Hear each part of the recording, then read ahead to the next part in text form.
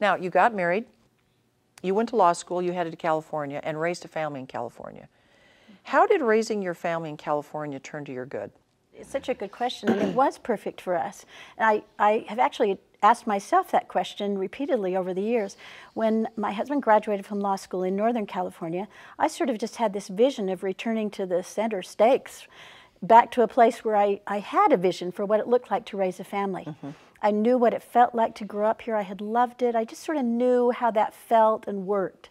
So I kind of expected that's what we'd do with our kids because I could picture that. But the opportunities were so superior in Southern California that I had to kind of change my mindset. And I went with a little bit of a lump in my throat thinking, I don't know, can you raise a righteous family close to the beach?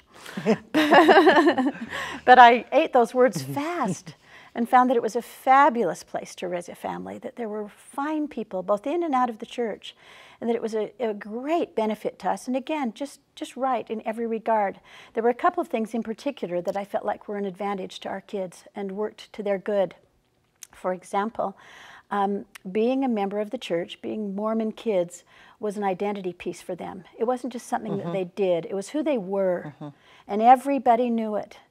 For the oldest kids, the high school that they went to was about 2,500 kids, and there were 6 members of the church total in the high school. So it was really an outlier position. But they embraced that with gusto, and it became something of who they were.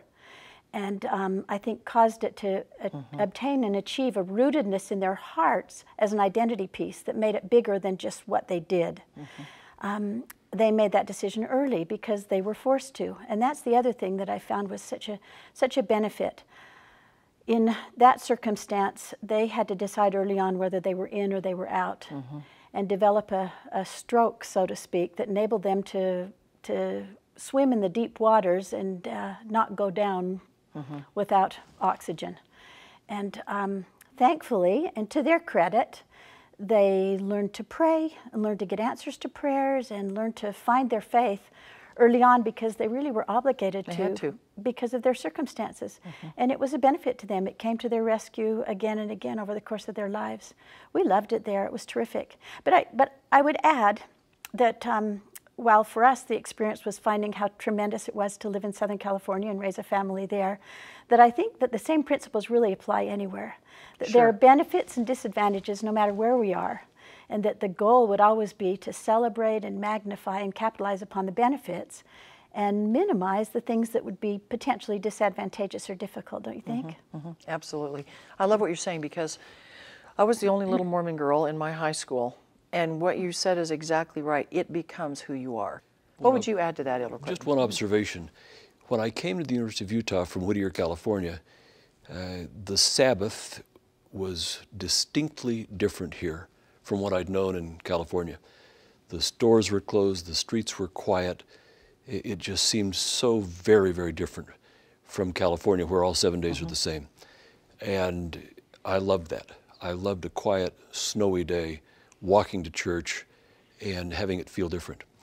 In California, when we raised our kids, that wasn't possible. You couldn't do it outside, but you could do it inside. And we tried, sometimes successfully, sometimes not so successfully, but we tried to have our home feel different on Sunday, to have it be a place that was distinctly different for them and for anyone else who came to our home. And I think that was mostly Kathy's responsibility. I was often gone on Sundays for years, but I'd come home and find that it felt like Sunday.